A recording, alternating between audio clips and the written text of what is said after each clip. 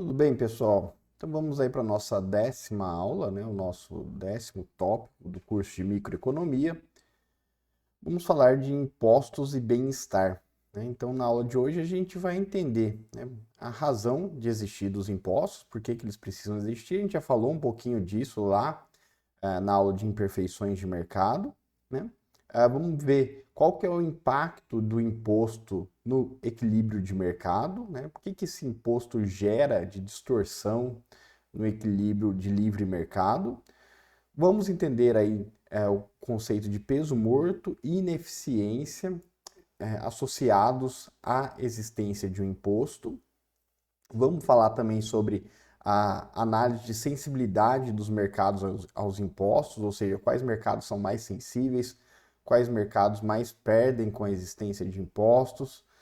Então a gente vai entender como é que determinadas características do mercado determinam se aquele mercado irá ser mais prejudicado ou menos prejudicado quando imputado um imposto àquele produto, né? E vamos falar também um pouquinho sobre o tamanho da ineficiência gerada, né, o tamanho do peso morto, e a gente finaliza com a curva de Laffer, que é aí uma construção teórica para que ajuda, né, na compreensão da ideia de que simplesmente aumentar impostos não necessariamente vai significar ganhos de arrecadação, né? Então a gente vai entender que a curva arrecadatória, né, a curva de receita tributária, possui um ponto de máximo, portanto, você, né, aumentar a carga tributária não necessariamente pode, né, não necessariamente irá resultar em aumento constante de arrecadação, mas sim que existe um máximo, né, um ponto de ótimo, um ponto de máxima arrecadação. Tá? Então, o que são os tributos? Né? Os tributos são aí a fonte de receita do governo. Né? Então, o governo precisa, para garantir a sua existência e a existência dos seus projetos públicos, né, das suas funções sociais, de uma fonte de recursos. E essa fonte de recursos são os tributos. Né? Então, o governo ele utiliza o instrumento tributário, né, o instrumento fiscal, para garantir a arrecadação suficiente para a manutenção de suas atividades. Tá? Então, e quais são, né, qual que é o papel do governo? Né? O que, que ele tem que prover, né? E para que ele precisa de recursos? Né? Então, o governo tem aí a sua função social, que é basicamente, né, ajustar desequilíbrios que podem existir no mercado, né, uma economia livre, né, sem governo, sem intervenção. Isso aí gera imperfeições. A gente viu lá na aula de imperfeições de mercado, né, que a questão dos bens públicos, dos recursos comuns, né, que são aí desejáveis, que a gente consome, que a gente valoriza, mas que naturalmente o mercado não necessariamente é capaz aí de fornecer. Tá? E em outras situações, como por exemplo um monopólio natural, né, uma concessão, a gente precisa de um agente regulador, né, que vai ajustar ali as imperfeições de mercado, não permitindo, por exemplo, o surgimento de muito poder de mercado associado a um monopólio. Né? Então, uma agência reguladora, né, a manutenção. Né? Então a gente falou então de bens públicos e recursos comuns, né? Então a gente pode falar de segurança, justiça, né? Eventualmente saúde também, educação, né? Principalmente aquela educação associada ao conhecimento mais básico, né? Ou às ciências não aplicadas também, né? Aplicados diretamente a produtos, ao mercado, né? Então isso daí tudo precisa de alguém para financiar, né? E aí entra o governo e o governo vai se valer da arrecadação de tributos. Além, é lógico, dessas funções, né, de ajustes de imperfeições de mercado e de provimento de bens públicos e recursos comuns, o governo também pode ter aí um papel de alocador de recursos, né? Então ele pode ter uma função distributiva, que vai, né, tentar aí garantir alguma justiça social, né, com algum mecanismo de transferência de renda para garantir que as pessoas tenham, né, um mínimo de condições de desenvolvimento social. Tá? Então, também pode ter esse papel. Então, desde provimento de bens públicos, recursos comuns, e aí eu estou falando também de ajuste macroeconômico, né? Posso estar falando, por exemplo, de um governo que precisa de recursos para poder controlar a macroeconomia e garantir, por exemplo, estabilidade de emprego, né? Controle da inflação, né? Garantia de valor da moeda, né? Então são as funções chamadas aí de funções estabilizadoras, tá? Então, procurar manter a economia em ajuste de tal forma que não permita aí desajustes que geram grande perda de bem-estar, né? Por exemplo, o crescimento exagerado da inflação, que faz com que a moeda da população perca valor e aí eles perdem poder de compra, todos empobrecem, né? Então a gente tem também a garantia do emprego, né? Então pode ter, né, já numa linha um pouquinho mais intervencionista, uma linha um pouquinho mais keynesiana, ações aí de manutenção do nível de emprego. Tá? Então é aceitável também que o governo possa atuar nessa linha. Né? E aí vai entrar numa discussão política, né, se esse é o melhor caminho ou não, mas é legítimo, né, nada impede, e existem governos, né, existem políticos que optam por esse caminho, sendo aí legítimo manutenção de arrecadação para esse fim. Tá? Então, e o que o mercado, o que acontece com o mercado quando há a criação de um imposto? Né? Que tipo de desequilíbrio que acontece? Né? O que muda? Então, basicamente, a primeira coisa que acontece é que vai existir aí uma distância, né, uma lacuna entre o preço pago pelo consumidor e o valor recebido pelo vendedor. Né? Então, o governo vai lá e morde uma fatia do preço, né, do preço pago. Né? Então, o comprador vai lá, paga 10, o comprador recebe só 7, né? 3 fica com o governo. Né? Então, olha, tem uma lacuna entre o que o comprador paga e que o vendedor recebe. Tá? Essa lacuna, né, ela vai acabar acarretando, né, em redução da quantidade comprada e vendida, né, na quantidade comercializada, o que, né, gera aí uma possibilidade de existência do peso morto. Né? O conceito de peso morto a gente viu ainda aqui brevemente lá na aula de monopólio, hoje a gente revisa, né? Mas a ideia vem basicamente dessa característica. Né? Na hora que o comprador está, né, pagando, aumenta, e aquele que está ofertando, né, o vendedor recebe, está diminuindo, né? Há um interesse reduzido pelo mercado.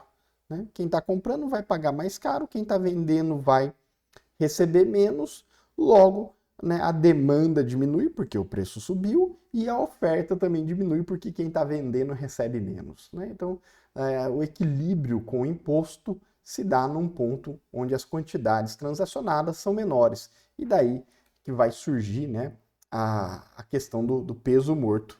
Tá? E tudo isso que a gente falou até agora, né, essa lacuna do preço pago pelo comprador e recebido pelo vendedor, e a diminuição do tamanho de mercado, tudo isso, né, independe de quem está recolhendo o imposto. Né?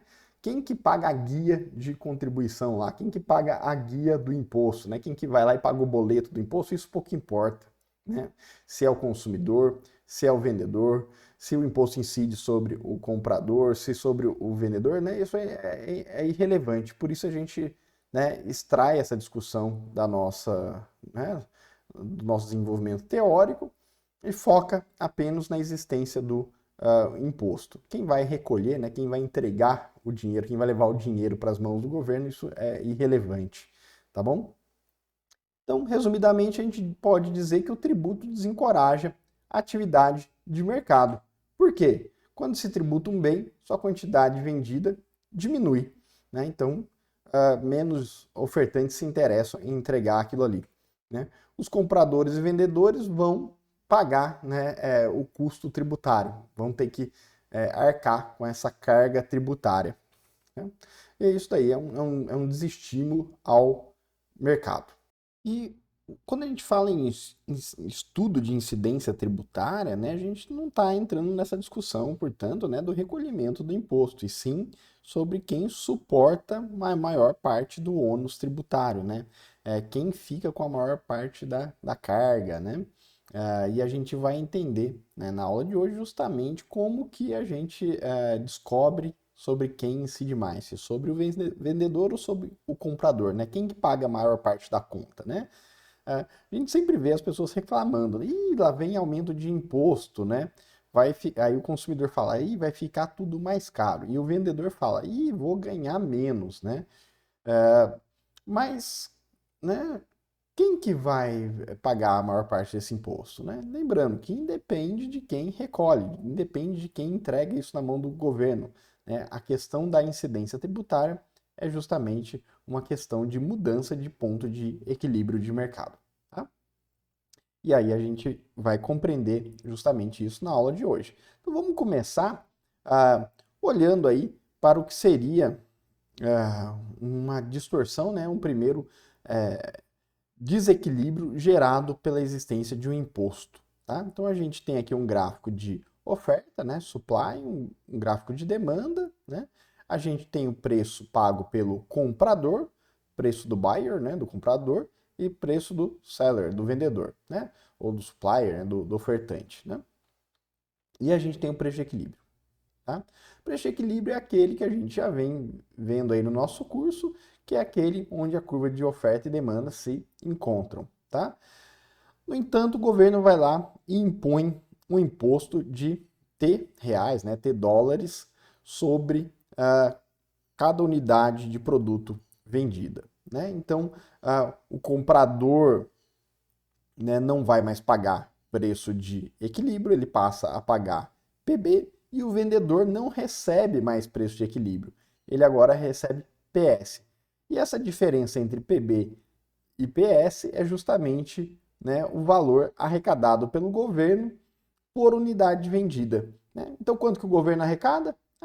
A nova quantidade transacionada vezes o valor arrecadado por unidade.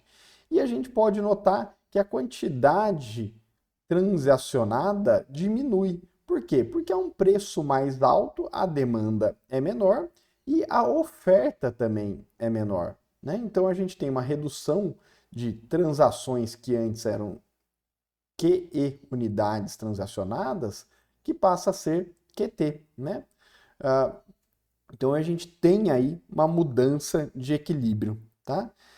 Então a gente já percebeu que houve uma redução no tamanho de mercado, né? E aí vocês já devem estar se lembrando do conceito de peso morto para perceber que, né, tudo isso daqui que antes era excedente do consumidor, esse triângulo aqui de cima, né, some porque não é mais transacionado, e tudo isso que era excedente do produtor também some porque não será mais transacionados essas unidades entre QT e QE, né?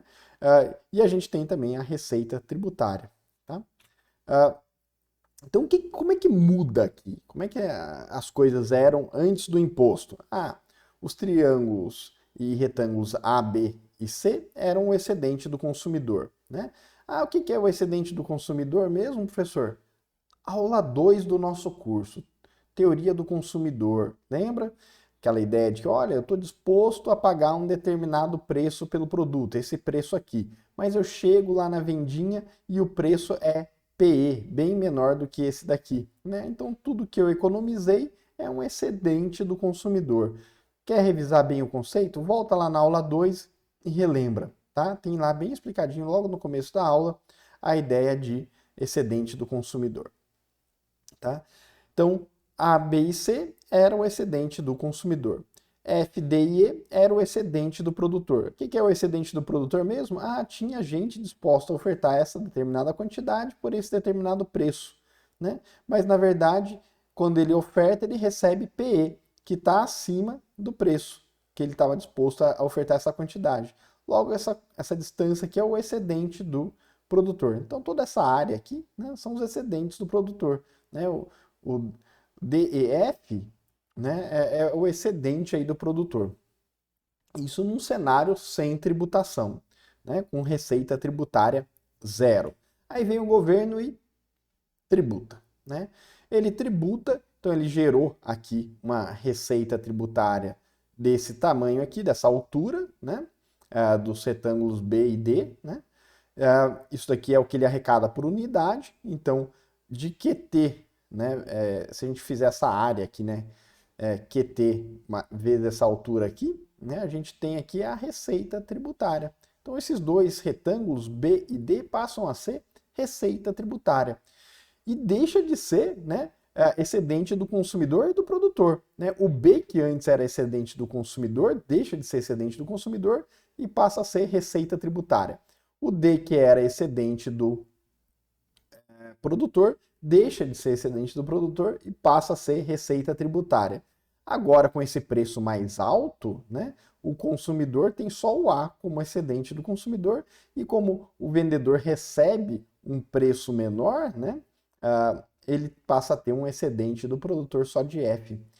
Então, a gente pode dizer o seguinte, excedente do consumidor deixa de ser ABC e passa a ser A. Excedente do produtor deixa de ser FDE, né, e passa a ser F. B e D passam a ser receita tributária. E C e E somem. Não é excedente de ninguém, não é receita tributária, não é nada. É mercado que deixou de existir. Você excluiu consumidores de um determinado mercado. Né? Então você diminuiu o tamanho de um determinado mercado e aqui isso aqui virou um vácuo, né? Virou um vazio. Né? Ninguém ganha com isso daqui. Né? O B e o D vão ser aí os ganhos do governo, vai ser transferência, né, do que era excedente, agora passa a ser receita tributária. No limite, você pode até dizer o seguinte, né, esse B e D, né, se eu tiver um governo aí relativamente eficiente, ele volta para o consumidor, né, é o cashback, né, então você paga para o governo imposto, ele te devolve saúde, segurança, educação, né, estabilidade econômica, então ele pode estar te devolvendo isso daqui, de alguma forma, né? Pode, né? Nem sempre é verdade, principalmente no Brasil. Então, tem essas mudanças, que é a transferência de excedente do consumidor e do produtor para a receita tributária, mas também tem o peso morto. Né? O peso morto é justamente esse triângulo amarelo aqui, que esse daqui é o que a gente chama de ineficiência tributária. Né? Simplesmente destrói mercado. Né? O tamanho do mercado se reduz. Né? E aí, quando a gente fala tamanho de mercado se reduz, tem consequências, né? Sobre isso. Né? Então, por exemplo, pode gerar desemprego, né? Pode ter aí implicações sobre o número de trabalhadores que vão ser contratados, uma vez que você diminuiu a demanda e a oferta de determinados produtos. Né? Então, tem né, efeitos diretos aí relacionados ao peso morto da tributação. Tá? E aí a gente, né, tem que entrar num tipo de discussão que é justamente, né, analisar a economia de bem-estar, né, e verificar se faz sentido o imposto. Né? Afinal de contas, o imposto ele gera, né, aí problemas de ineficiências de mercado, gera peso morto, né, com uma razão: financiar os serviços públicos, né, ou os famosos, né, bens públicos, manutenção de recursos comuns, estabilidade econômica, etc. Né? Então, tudo isso daí vai estar associado com a existência de impostos, mas impostos também geram problemas. Né? Então, essa tarefa não é fácil, né? Ela exige aí, geralmente estudos complexos para determinar se a população entende como um ganho de bem-estar esse aumento tributário, né? Esse aumento de arrecadação. Né? E aí a discussão política justamente surge, né, em torno de propostas de soluções diferentes para o problema fiscal do governo. Né? Então tem alguns que vão preferir, né, uma solução mais liberal, com menos intervenção do governo, com uma máquina pública reduzida e outros vão preferir a máquina pública um pouco mais atuante, né? Podendo gerar bem-estar nas duas direções, né? Então, muitas questões vão aparecer nesse tipo de discussão, dentre elas, por exemplo, a capacidade e eficiência do governo em gerir bem esses recursos que ele arrecada.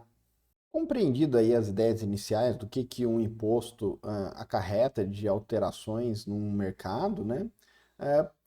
Uma próxima questão que surge é justamente quais serão os bens, então, que vão ser tributados e qual que vai ser o tamanho da alíquota, né, de percentual ou valor a ser arrecadado com a venda de cada um dos diferentes bens e serviços, né, transacionados aí numa economia. Então, o que o governo vai tributar para gerar arrecadação tributária, né? Então, uma boa solução, né, para esse problema seria, por exemplo, procurar aí bens que tenham um pequeno peso morto, né? O DWL ali, né? Que seria peso morto aí em inglês, né? Dead weight loss, né? Então, qual tipo de bem que tem aí pequeno peso morto, né? Então, o que determina se o peso morto vai ser grande ou pequeno? Tá? Isso aqui é uma questão importante, né? Porque, afinal de contas, o grande problema do imposto é o peso morto, é essa destruição do mercado, né? Essa exclusão de vendedores e compradores de um determinado mercado pela presença de um imposto. E a resposta para essa questão, ela passa aí por um estudo das elasticidades, preço de oferta e de demanda, né? E aí a gente vai compreender como que uma variação no preço, né, pago pelo consumidor, no preço da demanda, afeta a quantidade demandada. O que é isso? Elasticidade, né? Elasticidade do preço da demanda. Né? Quanto que vai variar a minha demanda em termos percentuais, dado uma variação percentual no preço que eu pago pelo produto? Conceito de elasticidade. Só que a gente vai ter que olhar para a elasticidade de preço da demanda e também para a elasticidade de preço da oferta. Afinal de contas, a gente está falando aí de uma redução de excedentes, né, das duas partes, do consumidor e do produtor. E aí, quanto mais inelástico for um determinado produto, menor será o peso morto. Né? O que significa ser inelástico? Significa que quando eu tenho uma grande variação de preço, né, a quantidade demandada ou ofertada varia pouco. Isso é ser inelástico, né? Podem revisar lá na nossa aula de elasticidade, né? E aqui eu tenho um exemplo, né? Eu tenho aqui uma oferta razoavelmente elástica e uma demanda bastante inelástica, né? Uma curva bastante verticalizada de demanda, né? Então, um imposto grande, né? Não gerando aí um peso morto tão grande, né? Se eu tiver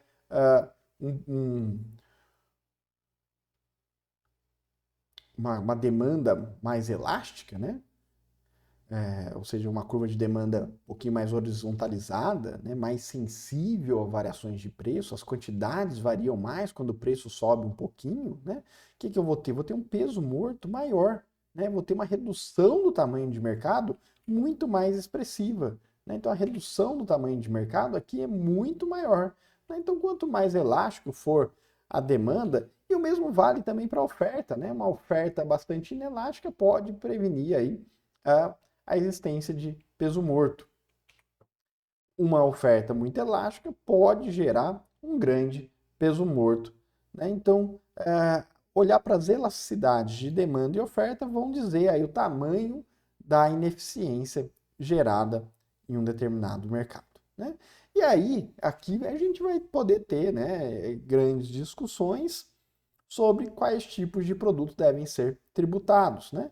E eu já falei isso com vocês aqui, já dei esse exemplo, e falei, olha, né? Por exemplo, o cigarro, né? O cigarro é aquele produto muito inelástico, né? Quem consome tem uma dependência química e aí você vai subindo o preço e a demanda pouco responde, né? Porque as pessoas têm dependência, então elas pagam, né? Remédios, né? Remédios onde não há concorrência, onde não existe o genérico, né? Aí o monopolista, né, o detentor da patente, sobe o preço e as vendas caem pouco, porque as pessoas têm uma certa, dependendo do remédio, tem uma certa dependência, precisam daquele remédio, né? Então, produtos tipicamente inelásticos, eles são, né, favoráveis a serem tributados por gerarem aí pouco peso morto, né? Então, é típico, né? No resto do mundo aí, no Brasil até que nem tanto, mas no resto do mundo a gente vê a carga tributária sobre o tabaco, né? Sobre o cigarro, é realmente expressiva, né? Quanto custa um maço de cigarro na Europa, nos Estados Unidos, né? Em países mais desenvolvidos? É $10, 10 euros, né? É muito caro, porque o governo sabe que aquilo ali, né, é um produto que, né, além de tudo, você pode chamar isso aí de imposto, né, imposto do bem, né, o imposto que estimula aí a redução de consumo de produtos não desejáveis, né, e, ao mesmo tempo, gera arrecadação, né, porque você vai aumentando a carga, né, tributária e a demanda não diminui, e aquilo ali vai gerando arrecadação, né? Então tem duas defesas ali nesse sentido. Mas às vezes a discussão é um pouco mais complexa, né? Às vezes a discussão é nesse sentido aqui, né? Olha, né, se eu for o governo, o que eu devo tributar mais, né? Uma mercearia que vende ali os produtos de higiene, o arroz, o feijão, né? E a carne do dia a dia, ou um restaurante de luxo? Bom, se eu for pensar do lado do peso morto, né, da geração de peso morto, o que é mais essencial? Que está na mercearia ou um jantar no restaurante de luxo? Está na mercearia, né? Então, se eu tributar o que está na mercearia, o peso morto vai ser menor. Então, eu vou ter menos peso morto, e isso é bom, porque eu excluo menos pessoas do mercado, né? E, e aí você pensa do ponto de vista social, né? Faz mais sentido, então, eu tributar o que está o arroz e o feijão e não o jantar com caviar e lagosta no restaurante de luxo? Né? As questões são um pouco mais complexas, né? Pode ser que, do ponto de vista da teoria econômica, simplesmente falar em redução de peso morto seja, né, um caminho, aí, uma busca que faça sentido, mas do ponto de vista social, né? O que faz mais sentido, né? Tributar arroz e feijão ou tributar lagosta em restaurante de luxo, né? Então as questões são mais complexas do que simplesmente essa discussão que a gente está travando aqui em cima da teoria, tá? A existência do peso morto e evitar peso morto é importante, mas nem sempre a resposta adequada e preferível do ponto de vista social vai se pautar unicamente na análise do tamanho do peso morto, tá? Então tem aí uma outra questão que eu vou deixar para vocês pensarem, né? Eu não vou dar a resposta aqui, né? Fica aí de tarefa, de reflexão, né? Ah, se eu, né, o que que eu quero gerar menos peso morto possível, né? Então eu devo aumentar o imposto sobre hotéis para reservas feitas com pouca antecedência, né? Para reservas feitas para uma viagem que vai acontecer daqui a pouco tempo ou para uma viagem que vai acontecer daqui muito tempo, né? Qual das duas vai gerar aí mais peso morto? Questão um pouquinho mais filosófica aí para pensar, tá? E o governo, então, ele vai, né, ter que se defrontar aí com questões desse tipo, né? Para aumentar minhas receitas fiscais, né, para pagar lá a educação, a polícia e tudo mais. O que eu vou fazer? Eu vou tributar os alimentos do dia a dia ou refeições em restaurante de luxo? Né? Que tipo de solução que o governo vai, né, ter? Né? Não é uma resposta trivial, tá? Então essa análise tributária ela tem aí discussões profundas, tá? E acabam enveredando para a política mesmo, tá? Então, é ali a discussão entre pessoas e ideias, e ouvindo as partes é que se vai conseguir aí uma política tributária adequada e desejada pelos participantes do mercado, né, que estejam ali votando e etc. Né? Então, a gente já viu que o tributo desencoraja a atividade de mercado, né, ele diminui a quantidade transacionada, compradores e vendedores vão sofrer, vão compartilhar a carga tributária, e a gente pode, então, depois de entendido tudo isso, né, vamos partir para um exemplo numérico, um exemplo simples de imposto, né, de uma alíquota em termos de valor, né, que a gente no direito às vezes chama de ad rem, né, tem o ad valorem, o ad rem, né, pode ser um imposto percentual sobre, né, a receita do vendedor, ou pode ser, por exemplo, um imposto, né, de determinada de um valor fixo por unidade vendida. Né? Aqui no caso nosso vai ser esse exemplo, né, de imposto sobre unidade vendida. A gente vai ver aqui uma curva de oferta, uma de demanda, um equilíbrio sem imposto, o deslocamento para um novo equilíbrio com imposto, né, onde o preço inicial sem imposto era de 3, e aí para cada unidade vendida o governo institui lá um imposto de 50 centavos, tal que 30 centavos é pago pelo comprador e 20 centavos é pago pelo ofertante. Né? Então existe um novo equilíbrio com imposto, e essa diferença entre o preço recebido pelo vendedor e o preço pago pelo comprador é de 50 centavos por unidade. Né? Então aí o exemplo de imposto aí ad rem, né? Que é o imposto que tem um determinado valor por unidade vendida. A redução do tamanho de mercado aqui é de 100 unidades vendidas para 90 unidades. O preço que antes era 3, agora passa a ser de R$ 3,30 para quem compra e de R$ 2,80 para quem vende. Né? Então está aí compreendido, né, em termos de valores aí, como é que funciona o mecanismo tributário. Tá? E o mesmo, né, quando a gente fala de imposto sobre venda de produtos, a gente não pode esquecer, né, que a mesma ideia vale, né, para o mercado de trabalho. O mercado de trabalho nada mais é, como a gente já falou, do que um mercado onde o produto vendido, né, é o trabalho. E aí o valor pago a gente chama de salário e não de preço, né? Mas é um tipo de preço, né? O salário. Né? E a gente teria um imposto sobre o trabalho, e o que a gente tem é que o valor recebido por quem está ofertando, né, pelo trabalhador, é menor do que o valor que é pago por quem está contratando, né?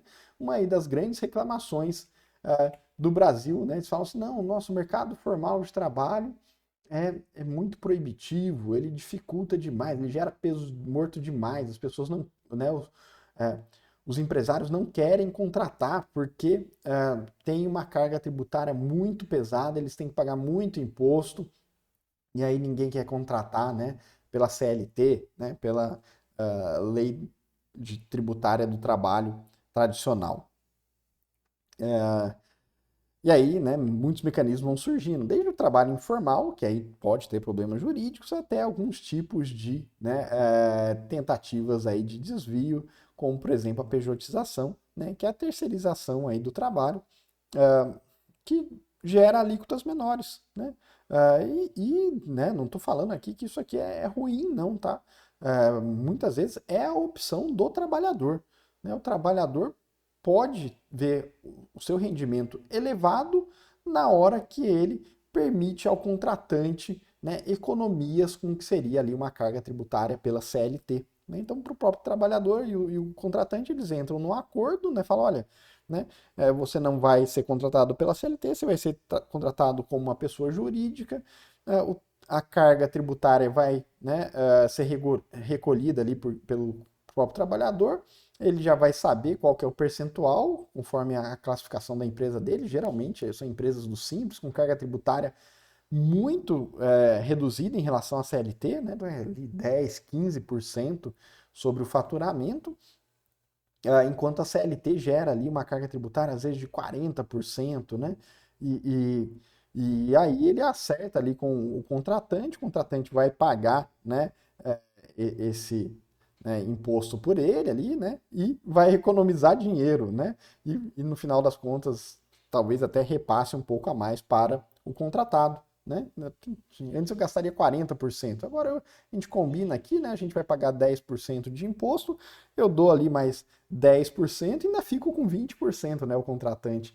Então, no final das contas, o contratado, né, ganhou 10% a mais, o contratante economizou 20% e tá tudo certo, né? Um outro esquema, né, de contratação. Então, esse tipo de discussão, né, vale para a tributação de produtos e serviços, né?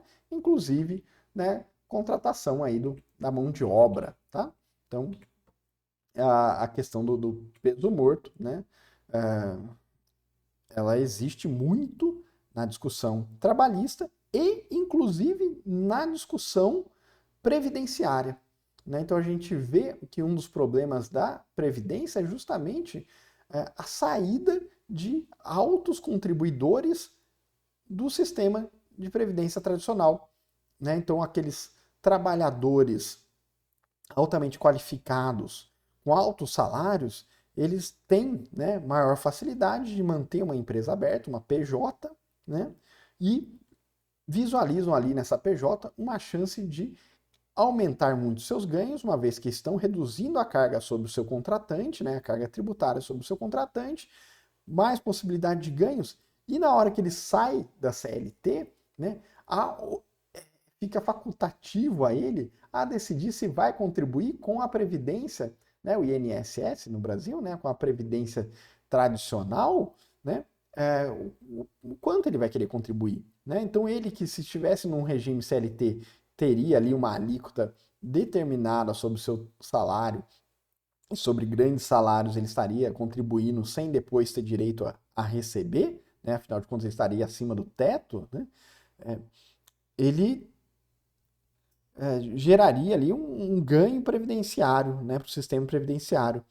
Na hora que ele vira PJ, né, ele pode simplesmente decidir contribuir com a menor alíquota possível e procurar uma previdência privada, ou simplesmente usar esse dinheiro que ele ganha mais para montar a sua própria previdência, né, que é comprar imóveis, investir no banco, né, fazer uma carteira de investimento, que vai ser dinheiro que depois ele vai usar para, né, se sustentar durante os seus anos de maior idade, ali, de aposentadoria. Né? Então, isso daí gera problema, inclusive, né, do ponto de vista previdenciário. Né? Então, gerar peso morto no mercado de trabalho, né, excluir pessoas do mercado de trabalho formal, né, tem implicações sobre o problema previdenciário também. Né? Então é uma discussão, né, PJ vezes CLT no Brasil é justamente uma discussão de alíquotas tributárias. CLT com uma alta carga tributária, PJ com uma carga tributária muito competitiva em padrões internacionais, né? Quando a gente fala de empresas que operam no Simples Nacional, né? Empresas que operam no Simples Nacional não são empresas tão pequenas, não, tá? Então você pode ter ali faturamentos de 20 milhões de reais por ano, né? Baita salário e ser, né, simples, né? E pessoas jurídicas no Simples têm ali cargas tributárias muito competitivas da ordem de 10, no máximo 18% sobre o faturamento, né? O que é uma carga tributária baixa para padrões internacionais, né? Agora, CLT não, CLT carregado, né? Pesado, né? Muito imposto. Então, não é à toa que no Brasil a gente está vendo esse movimento, né? De saída de trabalhadores da CLT para pessoa jurídica. E aí você gera desequilíbrio na previdência, né? Gera outros desequilíbrios. Tá? Então, essa questão do peso morto, né, no mercado de trabalho, essa discussão, né, ela existe, ela vai ser, vai depender aí de muitos fatores. Né? O peso morto vai ser maior ou menor a depender da elasticidade, né, oferta dos trabalhadores. Se os trabalhadores puderem, né, por exemplo, ajustar o número de horas trabalhadas, né, se a carga tributária sobe demais, ele pode optar por oferecer menos horas, somente aquelas necessárias para garantir o seu sustento. Se é um país rico, né, onde as famílias são mais ricas e há a possibilidade de algumas pessoas saírem do mercado de trabalho só para que outras, apenas uma parte continue trabalhando e seja capaz de sustentar a família, né? Essas pessoas que não precisam trabalhar, elas saem, né? Os idosos que já têm idade para aposentar, você está falando, olha, não, o governo vai comer muito do seu salário, essa pessoa se aposenta, né? Os jovens também, os jovens quando eles têm chance de, por exemplo, estudar mais, né? Investir mais tempo em educação, eles optam por sair quando, né, o mercado de trabalho não está vantajoso, quando há aumento de carga tributária sobre o trabalhador, né? No Brasil a gente vivenciou recentemente aí um efeito muito interessante que foi justamente, né, a saída de jovens do mercado de trabalho, saída e depois o retorno deles para o mercado de trabalho, à medida que eles tinham mais ou menos chance de estudar, né? Então, em 2014, quando o ProUni e o FIES tiveram ali cortes substanciais, né? O governo brasileiro, em maus lençóis, uma condução atrapalhada da política fiscal, fez com que a gente chegasse numa necessidade ali de cortar muitos gastos do governo, né? Dentre eles o ProUni e o FIES, e aí de repente, né, o Brasil passando por uma crise, né, muitos problemas econômicos e políticos, desemprego aumentando, e de repente o desemprego, na hora que você cancela o ProUni e o FIES, o desemprego explode mais ainda. Por quê? Porque você tirou a possibilidade de estudar. E aí, na hora que a pessoa não tem mais a possibilidade de ir para a universidade, o que ele vai fazer? Procurar um emprego. E aí, se o mercado está desaquecido, né, o desemprego está aumentando, o que ele faz? Aumenta ainda mais a massa de desempregados. Então, vai depender das oportunidades, das alternativas, né, na economia. O nosso curso inteiro foi falando aí de custo de oportunidade. Então, havendo oportunidade de estudar, né, as pessoas ficam aí mais sensíveis, mais elásticas a aumento de carga tributária sobre o trabalho. Tá, a gente falou bastante aí sobre impostos, falou que, né, quanto mais inelástico, menor será o peso morto, quanto mais elástico, maior será o peso morto, mas a gente ainda não falou, né, como é que essa carga tributária vai ser dividida entre os participantes do mercado, tá? Como os efeitos do imposto vão se dividir ali, né, entre os compradores e vendedores. E aí, de novo, a gente vai voltar para a questão da elasticidade. E a resposta vocês já devem estar imaginando, mas é essa mesmo, né?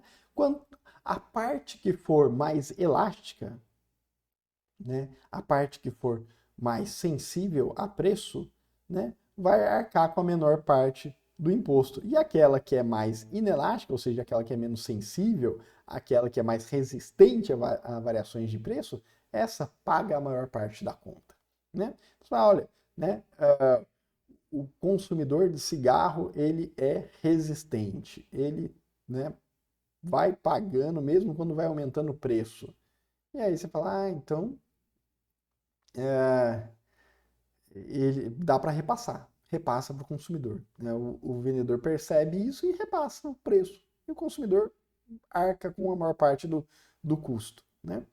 Se eu tenho, né, um comprador que é muito sensível a preço, se eu repassar, o mercado vai diminuir demais, minha receita vai diminuir demais, né? Então ele tem que amargar ali o pagamento desse imposto, né? Então o lado mais inelástico paga a conta, né? Basicamente essa ideia. Aqui a gente tem uma curva de demanda bastante inelástica, né? E aí a gente vai ver que, né, ó, uma situação de imposto, né? Quem que ficou com a maior parte aqui? Né? Quem que está tendo o seu preço mais alterado? O comprador, né? O comprador tem o seu preço, né, bem elevado, né? Por quê? Porque ele é inelástico. Ele é mais inelástico do que o ofertante, né? Do que o vendedor. Então ele paga a maior parte da conta, né? Então a curva que for mais verticalizada paga a maior parte da conta. Basicamente a ideia é essa, né? A curva que for mais inelástica paga a maior parte da conta.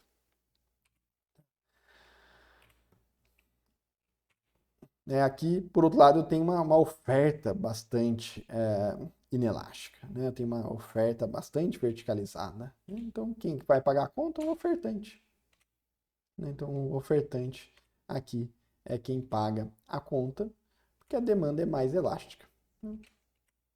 Então, o imposto é dividido, né, na proporção das elasticidades, né? O mais inelástico paga a conta. Então, reforçando aquela ideia, né? Não importa se o imposto sobre um bem é recolhido pelo comprador ou pelo vendedor, né? Ambos vão sofrer com a existência do imposto, uh, e a carga será maior daquele que for mais inelástico. Tá? Então, revisando, né? Preço de imposto, preço do produto sem imposto, quantidade sem imposto, novo equilíbrio quando existe imposto, o preço pago pelo comprador eleva e o preço recebido pelo vendedor diminui a um tamanho, né, um valor da carga tributária aqui, da taxa, né, da alíquota ou do valor, né, pago por unidade vendida e uma receita tributária. Né? Então isso daqui é só uma revisão e agora a gente parte aí para uma compreensão de como é que funciona, né, a receita tributária. Né? Então basicamente a gente tem o valor do imposto, a quantidade vendida e a receita tributária, que nada mais é do que a multiplicação da quantidade vendida vezes, né, o valor do imposto por unidade ou, né, em termos de percentual aí, do valor da venda. Então a gente tem a quantidade vezes tamanho do imposto que gera aí a receita tributária. Tá? Então a gente vai revisar um pouquinho esses conceitos para a gente estudar a fundo como é que funciona a evolução dessa receita tributária.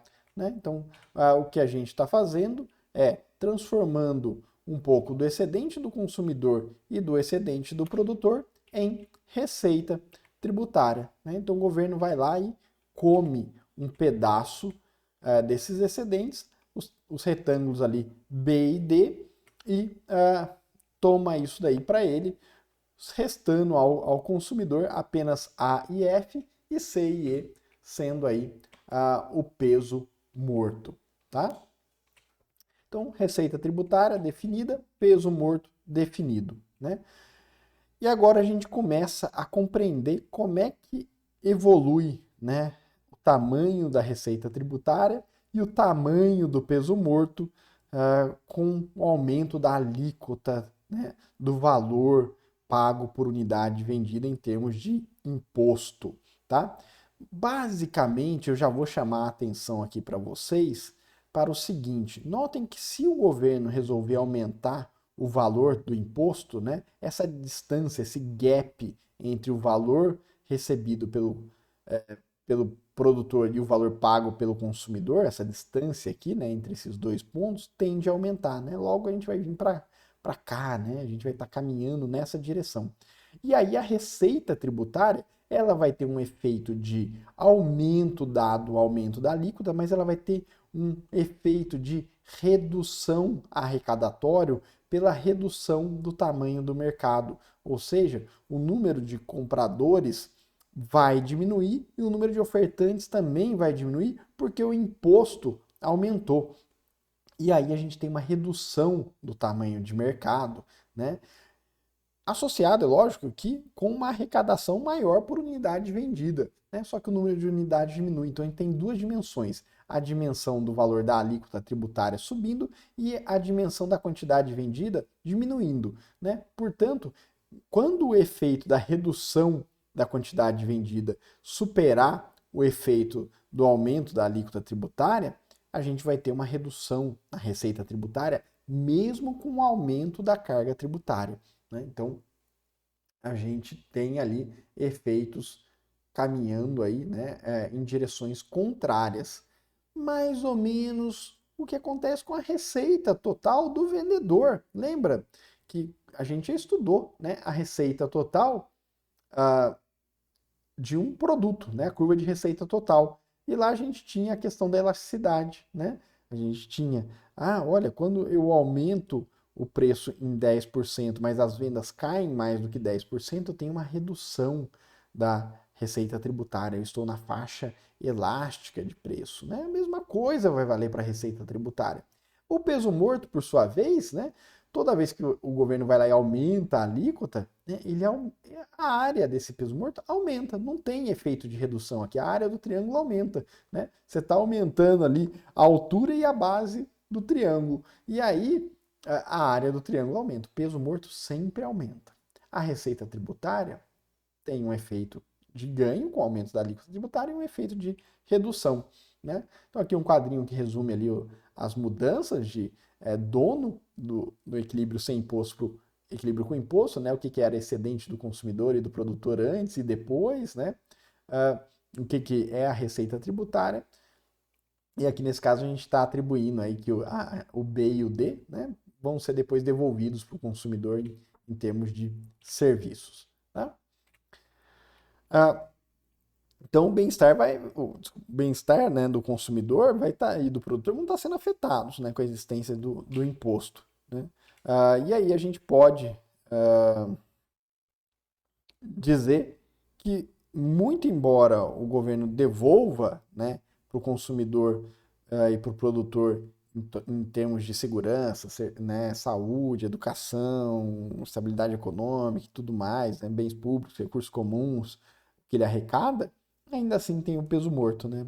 E esse peso morto aí pode gerar uma mudança de bem-estar negativa, se o que é entregue para a população, né, segurança, educação, aquelas coisas todas, não superarem, né, a mais aí o peso morto, o bem-estar, a queda de bem-estar gerada pelo peso morto.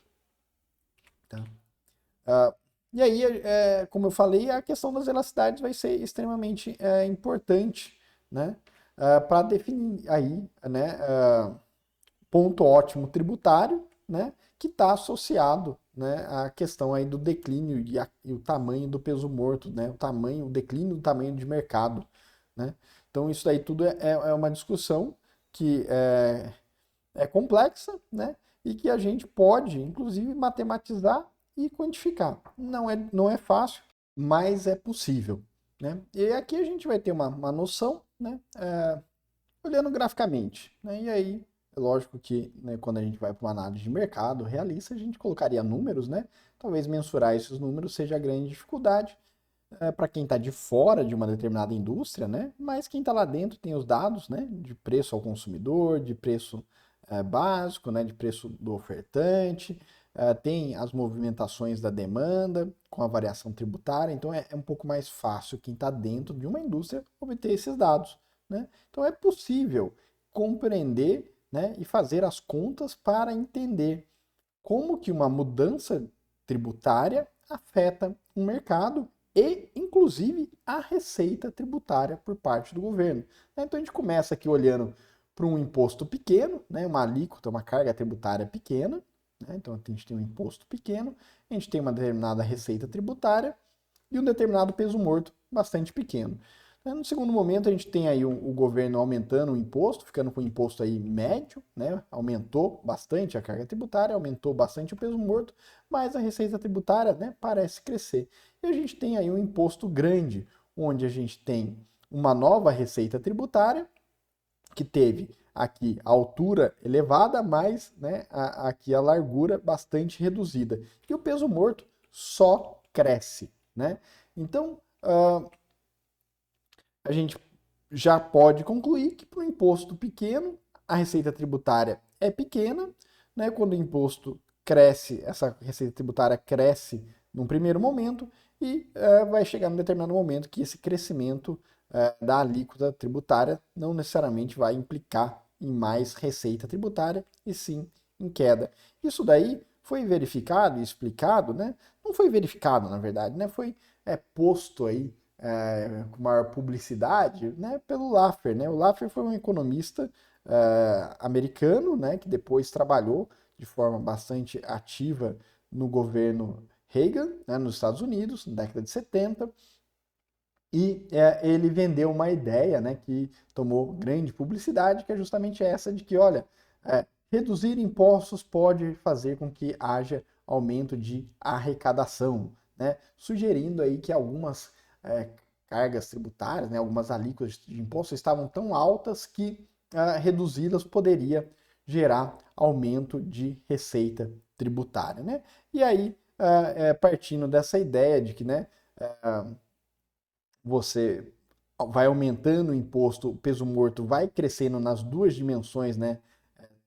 A altura aqui e essa outra, né? Então seria aqui no triângulo, seria a base, né? E aqui a altura, né? Você cresce nas duas dimensões que formam a sua área e a arrecadação tributária só cresce em uma direção e decresce na outra, né? Então o peso morto pode ir tomando ali, né? Muito do que seria a arrecadação tributária cresce de forma exponencial, é uma área, né, um triângulo que vai crescendo, enquanto que a arrecadação tributária cresce em uma dimensão, né, mas decresce em outra, cresce nessa dimensão da altura aqui e decresce nessa dimensão à medida que a alíquota tributária vai aumentando. Então Laffer, né, visitou lá a nossa curva de receita total para fazer um paralelo no que seria a receita tributária.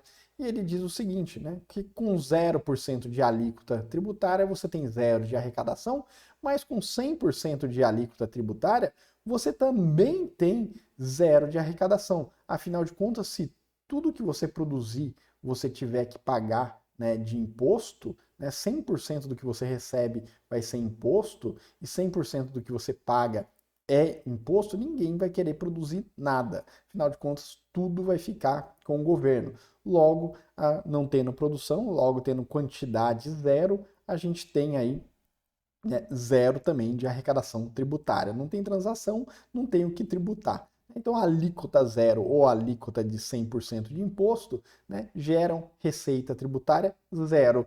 E vai existir, né, uma faixa crescente de receita tributária e depois uma faixa decrescente de receita tributária. Então, se a alíquota for muito alta, né, a receita tributária vai caindo, né? Então, essa é a ideia, né, da curva de Laffer. Essa ideia é muito utilizada hoje em dia, né, mais para o lobby de determinadas indústrias e setores, né? E aqui eu não estou falando do lobby legal ou do lobby, né, no mau sentido, não. Simplesmente são empresas querendo defender aí, uma redução tributária nos seus mercados, né? Então, muitas vezes elas tentam mostrar para o governo, às vezes de forma correta, às vezes nem sempre de forma correta, né? Que se aumentar o imposto, né, sobre o produto deles vai gerar queda de arrecadação, ou se simplesmente eles estão buscando ali uma redução de alíquotas, né? Eles falam, olha, reduz a alíquota que vai melhorar tanto o nosso mercado, as vendas vão aumentar tanto que a sua receita vai, embora a arrecadação por unidade vai ser menor, a receita tributária total vai crescer porque as vendas vão crescer muito, né? Então isso e ter esses dados é muito particular de cada indústria, né? Porque você precisa de informações ali que né, quem está de fora não necessariamente observa, né? Como o preço efetivamente, né, é recebido, o pago, né? E principalmente qual que é a variação de demanda, né, dado variação no preço, né? Então, as indústrias têm esses dados, obviamente, né, na sua contabilidade fiscal e no seu controle de demanda e podem aí calcular, né, em que ponto estão da curva de Laffer, né? E aí, geralmente eles levam lá para o governo mostrando que estão desse lado de cá, né? E aí fala, olha, reduz o imposto aqui para a gente caminhar para cá, né? Mas não necessariamente, né? Pode estar desse lado de cá, né? Então, isso aí é particular de cada indústria, não é, né, tão trivial, porque por mais que a gente possa ter alíquotas que são similares entre as indústrias, as curvas de demanda e oferta têm elasticidades diferentes a depender do produto, né? A depender às vezes da marca, né? Às vezes dependendo, né? Mesmo produto de marcas diferentes tem elasticidades muito diferentes, então tudo isso aí importa na hora de calcular a curva de Laffer de cada empresa. Tá? Então a gente já sabe, né, que o peso morto ele vai variar aí com o tamanho do imposto, né? À medida que vai aumentando, ele vai aumentando, e à medida que reduz, ele reduz, e em contraste com a receita tributária, que, né, não tem aí, né, essa constância, né? Sempre que você aumenta a carga, você vai aumentar a receita tributária. Ela vai ter uma fase crescente e uma fase decrescente. E a curva de Laffer vem justamente para mostrar essa relação entre a alíquota de imposto e receita tributária. Então, essa daí foi a nossa, né, 10ª aula sobre tributos e impostos. Um abraço, pessoal!